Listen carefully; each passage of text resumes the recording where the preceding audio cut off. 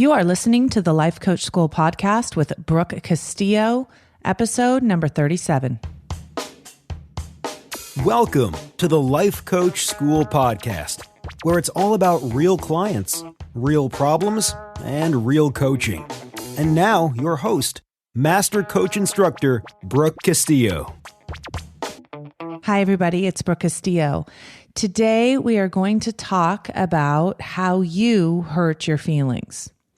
I know that we've talked a lot about feelings before, and we've talked a lot about how our thoughts create our feelings, but it doesn't matter how many times we talk about it. I always want to talk about it in a new way so someone can hear it in a new way and get it in a new way.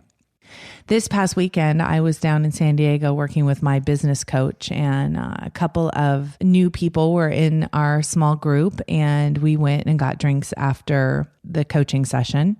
And it was really exciting. What's really fun is to meet all sorts of new people in all different industries and talk about their businesses and talk about their lives and what they do. And it's really fun for me to be hanging out with people that aren't necessarily coaches. I usually tend to spend most of my time with coaches. Obviously, we all work together, we're colleagues, and we're very like-minded and we enjoy each other's company.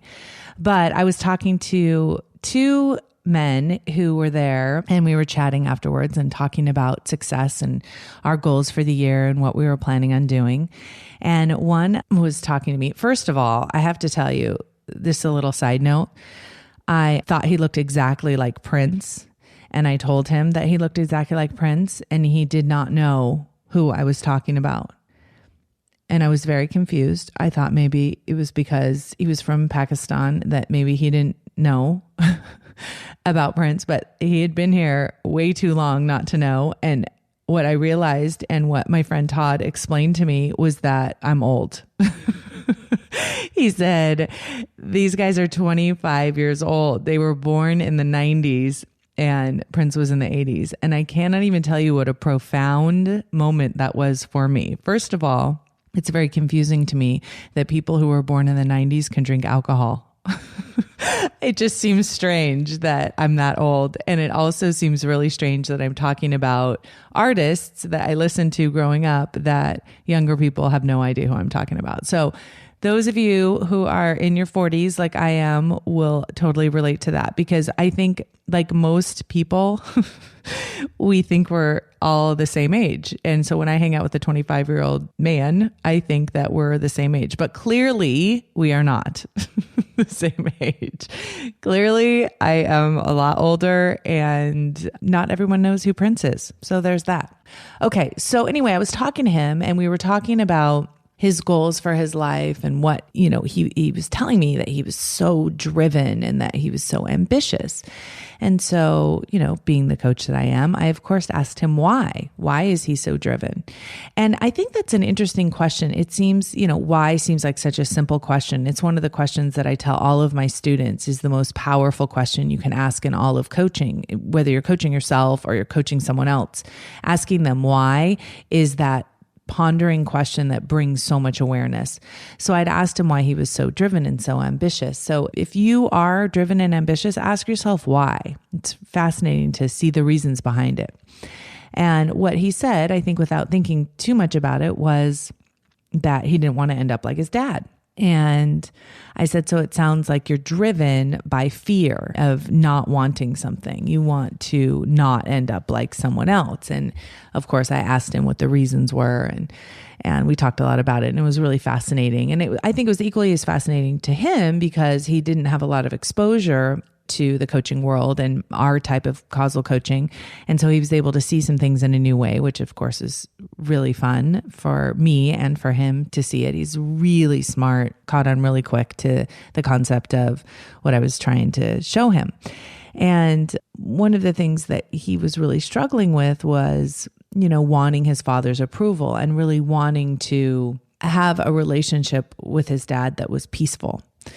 And I said to him, listen, I think that you get to have that relationship if you want it. that is completely up to you. And there's nothing that your father can do to change that if that's the kind of relationship you want to have with him. And he was really confused. He kept saying, okay, now wait, explain that to me again. And I think the most important piece, and of course, what I meant by that is the feeling of peace comes from how we think.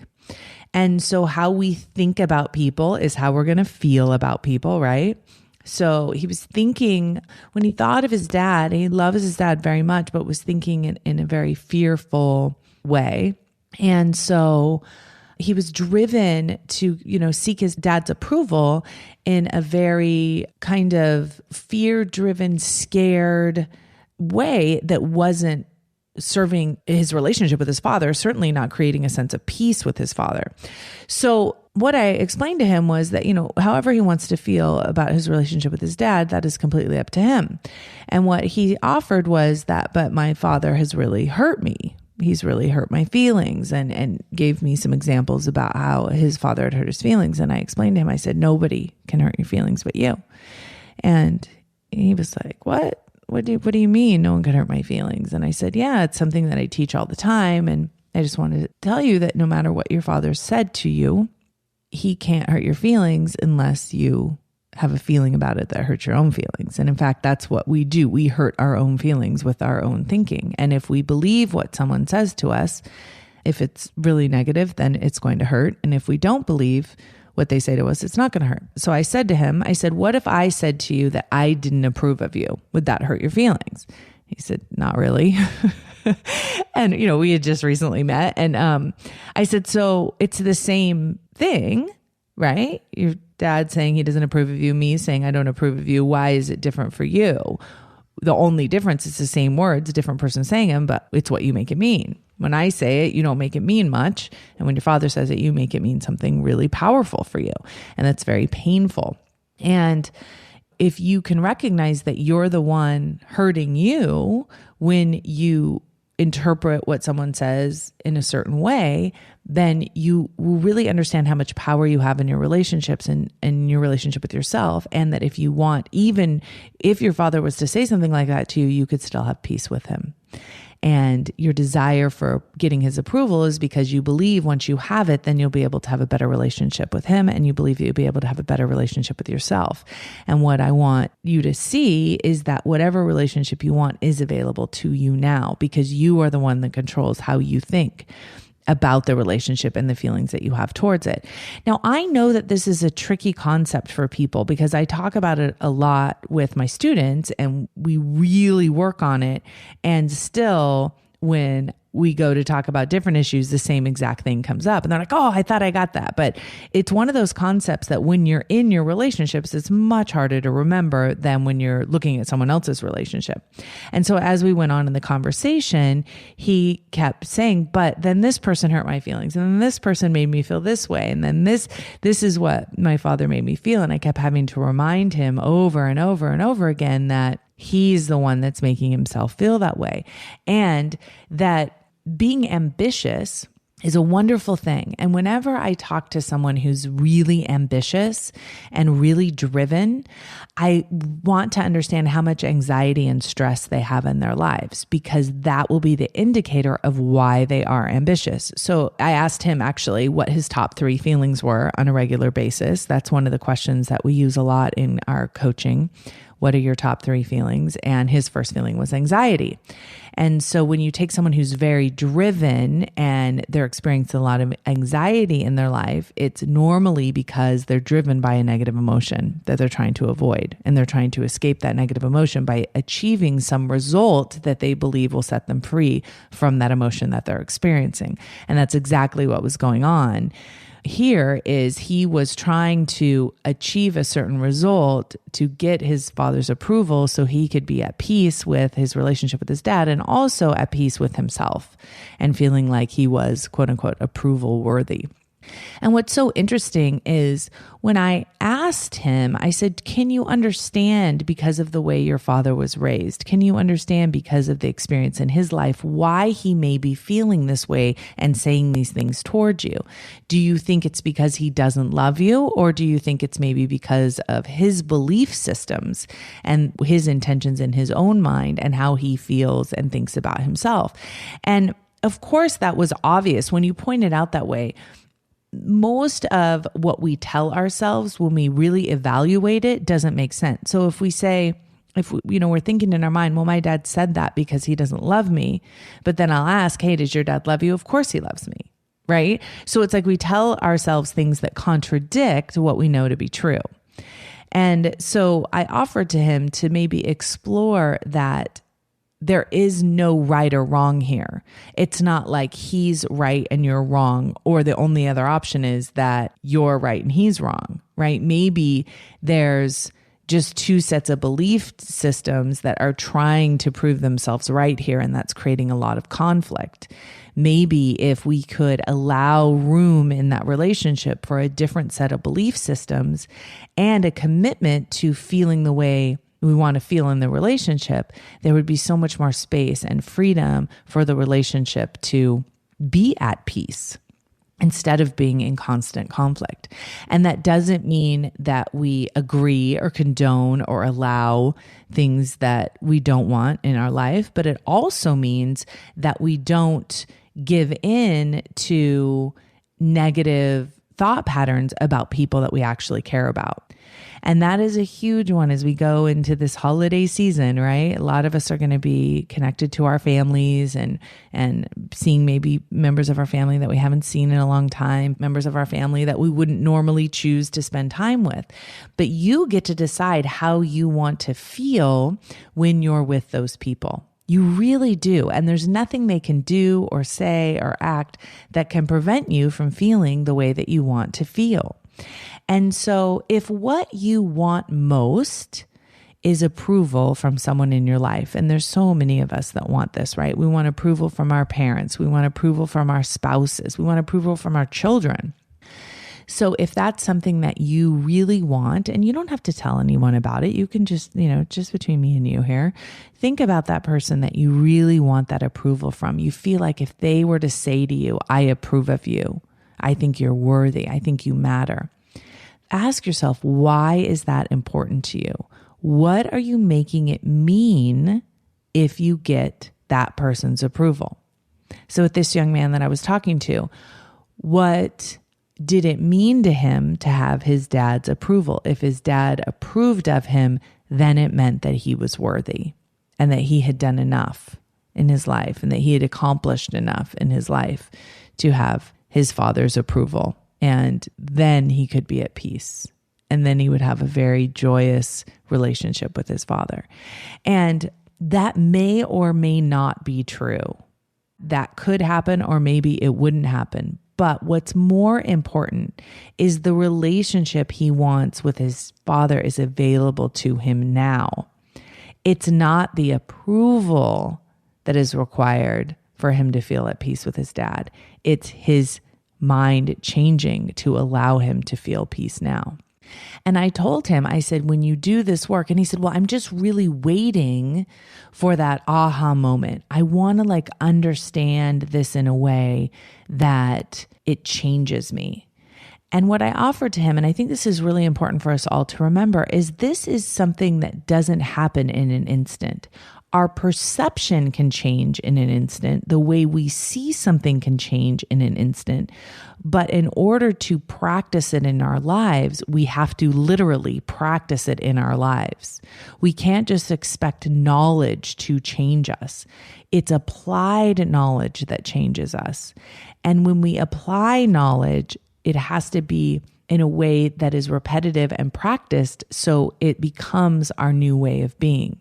So if we're used to being in conflict with someone all the time because we're constantly on edge thinking that we don't have their approval and thinking that they don't love us and thinking that we're not good enough every time we're around them, to change that, to know that we have the power to change that and then to apply it will usually takes some time and some practice. And it was funny when I told him that, he's like, oh my gosh, that in and of itself is an aha moment for me. Just understanding that this is a practice. This is something that I don't necessarily get and then get over, but it's something that I practice in my relationship with my dad. And so I think that's important for us all to remember in all of our relationships. It's not like, oh, okay, I get the concept of the manual, or I get the concept that my mind creates my feelings. Okay, now I should be all better. Now this shouldn't be a problem. It's an ongoing practice. It's an art. It's something that we will continuously do in our lives and remind ourselves about in our lives. So noticing, oh, I want this person's approval. The reason I want their approval is because I want to be at peace in this relationship. The good news is I don't need their approval because I don't know if I will get it. I don't know that I don't already have it is a much more interesting thing to explore. And I'm giving it so much meaning of what it will mean if someone approves of me. And that's kind of an interesting kind of side note to think about. What does it mean to have someone's approval? And how will you know if you have it, right? How will you know if you have someone's approval? Will they say, I approve of you? Or will they say, I'm proud of you? And if they don't say it, does it mean that you don't have it? I would be very curious to know if someone says to you, I don't approve of what you're doing, does it mean they don't approve of you? And are you making that distinction? And what are you making it mean? You know, it's really important to know, what are you making it mean when someone says that to you? So the way that we hurt our own feelings is by telling ourselves things that are painful about other people, by telling ourselves things that are painful about ourselves, and by taking what other people say and either believing it in a way that's painful or making it mean something that's incredibly painful.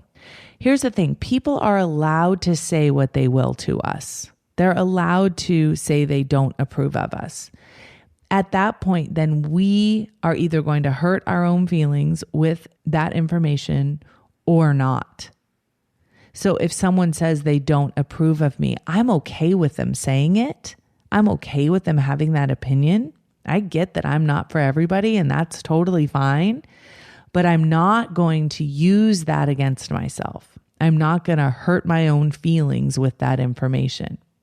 Do you guys see the difference? I mean, it's so big. And in our deepest relationships, it's so important. If someone says they don't approve of us, they don't like what we're doing, we can take that on and make it mean that we're not worthy. Or we can take it for what it is and say, oh, they're not approving of some action that I took, right? And the other piece of it is if when we believe something that hurts our own feelings, and when we practice believing something that hurts our own feelings, we perpetuate our negative emotion, which of course perpetuates negative action in the world, which will give us evidence that all of those things are true, right? Because what happened, and what was so interesting with this young man, is his father didn't approve of the way he was behaving, and that would trigger some thoughts in his head and create a lot of negative emotion. And then he would act disrespectful to his father. He would act in a way that he wasn't proud of towards his father, which of course gave him much more evidence to quote unquote not approve of him. And the truth is, not everyone's going to approve of us all the time. And that's okay. It's totally okay for people not to approve of us, but nobody has the power to hurt your feelings.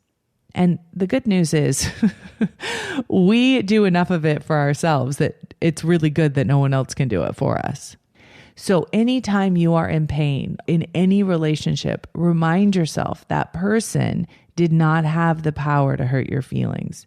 You took what you believed and hurt your own feelings with it. And the last thing I'm going to say about this, and this is, I think, one of the most important pieces here, is that it doesn't mean that you don't want your feelings to be hurt sometimes. You have to take responsibility for it. You have to take credit for it. But it doesn't mean that you should always just be happy every time someone does something, right? It's if somebody says something mean to you, if somebody says something out of anger towards you. You can say, oh, that person was angry, and you can blow it off. Or you can say, no, I'm going to take that and I'm going to be in pain over it on purpose, because that's how I want to feel in this relationship. And own that you did that, and, talk to the person about it, but also own that you're responsible. Don't give that power away to someone else and say that they hurt your feelings, because they don't have that power. And I will tell you what, in your relationships and especially your relationship with yourself, if you are able to identify all of the times that you hurt your own feelings, you will be able to change your life in such a drastic way, especially if you're feeling hurt and victimized a lot of the time, because you will start owning your power in a way that you may not have done it before. And you may decide that you don't want to hurt your own feelings anymore, that you're tired of thinking thoughts that cause you pain, and that other people are allowed to do what they do, and you get to decide what it means to you in your life. If someone's mean, if someone's rude, if someone doesn't approve of you, you can make it mean something about you, or you can make it mean something about them. But anytime your feelings are hurt, you need to own it, because you are the one that is hurting your own feelings. You're the one that's making you mad.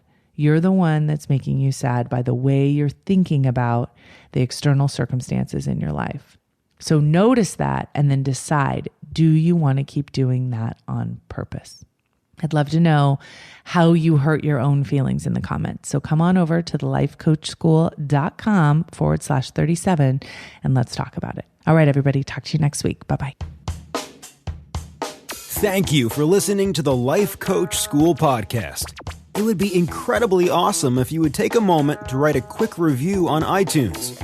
For any questions, comments, or coaching issues you would like to hear on the show, please visit us at www.thelifecoachschool.com.